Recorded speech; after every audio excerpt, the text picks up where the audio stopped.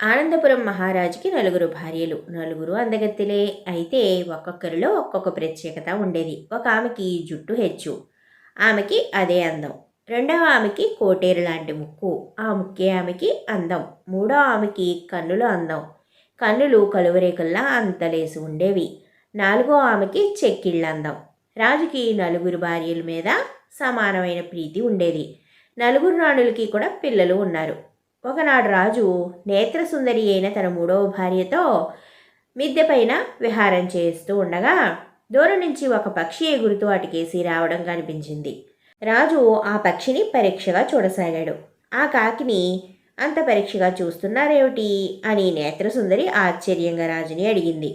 అదిగో ఆ వస్తూ ఉన్న పక్షి కాకిలాగా లేదు, గరుడ పక్షి అయి ఉండాలి అన్నాడు.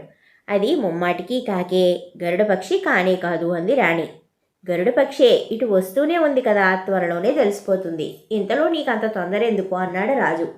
అది కాకి గనక కాకపోతే నేను అరణ్యానికి వెళ్తాను. అది కాకే అయితే మీరు కూడా అరణ్యానికి వెళ్తారా అంది రాణి. రాజు నవ్వి అలాగే వెళ్దాంలే అన్నాడు. కొంచెం సేపటికి పక్షి సమీపంలోకి వచ్చి కృష్ణ అని కేక వేసి అక్కడి నుంచి వెళ్ళిపోయింది. అది గరుడ పక్షే. చూసావా, నువ్వు కావడానికి నేత్రసుందరివే గాని నీకు దృష్టి అంత బాగాలేదు. తొందరపడి పందాలు వెయ్యకు అంటూ రాజు మేడ దిగి అక్కడి నుంచి వెళ్ళిపోయాడు. అంతసేపు దూరాన కూర్చుని ఉన్న తమ పెంపుడు చిలక ఎగురుతూ వచ్చి మూడో రాణి పందెం ఓడిపోయిందా అని అక్కడి నుంచి ఎటో వెళ్ళిపోయింది. పందెం ఓడిపోయినందుకే అవమానంతో కుమిలిపోతూ ఉన్న మూడో రాణికి చిలక మిగతా రాణులతో ఈ సంగతి చెప్పేస్తుంది అనే అనుమానం కూడా పట్టుకుంది. అంచేత ఆమె తన 2 ఏళ్ల వయసు గల కుమార్తెని తేజస్వినిని వదిలిపెట్టి ఆ రాత్రి తాను ఒంటరిగా ఎవరికీ చెప్పకుండా ఒక దాసీదాన్ని వెంట పెట్టుకుని అరణ్యాలకి వెళ్ళిపోయింది. మర్నాడు మూడో రాణి కనిపించకపోయేసరికి అంతఃపురంలో ఆందోళన బయలుదేరింది. రాజు ఒక్కడే జరిగినది ఊహించి తన మూడో భార్య పౌరుషాన్ని మెచ్చుకున్నాడు. ఆయన మిగిలిన వాళ్లతో మీరేం కంగారు పడకండి, నేత్రసుందరి త్వరలోనే తిరిగి వస్తుంది అన్నాడు. తన మూడవ భార్య అరణ్యంలో ఎంతో కాలం ఉండలేదని రాజుకి నమ్మకం. అయితే ఈ విషయంలో రాజు పొరబడ్డాడు.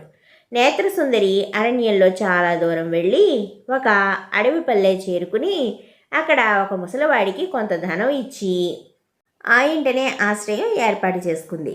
తాను దిక్కులేని దానినని ఆమె ఆ గ్రామంలో వారితో చెప్తూ ఉండేది.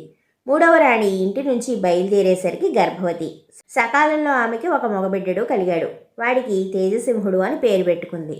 తనకు తన బిడ్డకి వెంట వచ్చిన దాసీదే సమస్త ఉపచారాలు చేస్తూ ఉండేది. 5 ఏళ్లు గడిచాయి. ఇల్లు గల ముసలిది చనిపోయింది. ఆ ఇల్లు మూడో రాణిది అయ్యింది. తేజసింహుడు ఎదిగి వస్తూ ఉన్నాడు. అతనికి 5 ఏళ్లు నిండగానే మూడో రాణి అతన్ని దాసీదానికి ఇచ్చి నగరానికి పంపించింది. విద్యాభ్యాసానికి గాను గురుకులంలో చేర్పించింది. తేజసింహుడు గురువు వద్ద శ్రద్ధగా చదువుకుంటూ ఆట విడుపులకి తల్లి దగ్గరికి వచ్చిపోతూ ఉండేవాడు. అతనికి 13 ఏళ్లు నిండాయి. ఒకనాటి ఉదయం తేజసింహుడు నదికి స్నానానికి వెళ్ళేసరికి నదీ తీరాన 3 రంగుల రత్నం ఒకటి దొరికింది అతనికి. అతను దాన్ని తీసుకువచ్చి తన గురువుకి సమర్పించాడు. అది రాజుల వద్ద ఉండదగిన రత్నమని, అటువంటిది తన వద్ద ఉంటే రాజుకి ఎలాగూ తెలిసిపోతుందని అనుకుని గురువుగారు దాన్ని తీసుకుపోయి రాజుగారికి కానుక పెట్టాడు. ఇది మీకు ఎక్కడ దొరికింది అని రాజు గురువుని అడిగాడు. నా శిష్యుడు తేజసింహుడు స్నానానికి పోతే నదీ తీరాన దొరికిందిట అని గురువు ఆయనకి చెప్పాడు. రాజుగారు గురువుకి 100 సువర్ణాలని ఇచ్చి మీ శిష్యుడు తేజసింహుడిని కూడా నా వద్దకి పంపించండి. అతడు కూడా నా దగ్గర బహుమానం పొందదగిన వాడే కనుక అతన్ని కూడా పంపించండి అన్నాడు రాజు. రాజభవనంలో పెరుగుతూ ఉన్న తేజస్విని ఇప్పుడు 16 ఏళ్ల పిల్ల.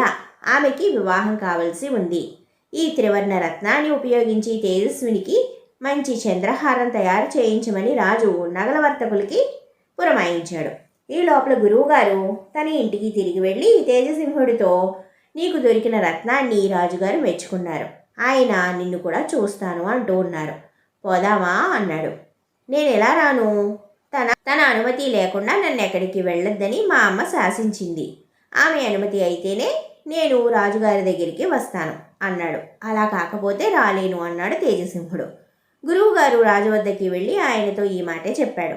తేజసింహుడి తల్లి అరణ్యంలో ఫలానా గ్రామంలో ఉంటూ ఉందని తెలిసి రాజు అక్కడికి తన భటుల్ని పంపి తేజసింహుడి తల్లిని మీ అబ్బాయి రాజభవనానికి రావడానికి గాను అనుమతించవలసింది అని అడిగించాడు.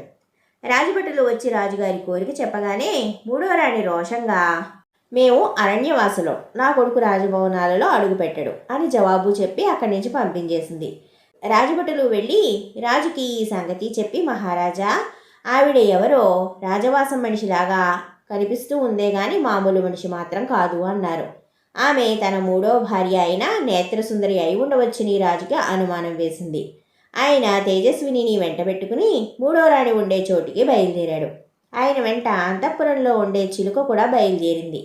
14 ఏళ్ళు గడిచిపోయినప్పటికీ కూడా రాజు నేత్రసుందరిని చూస్తూనే గుర్తించగలిగాడు.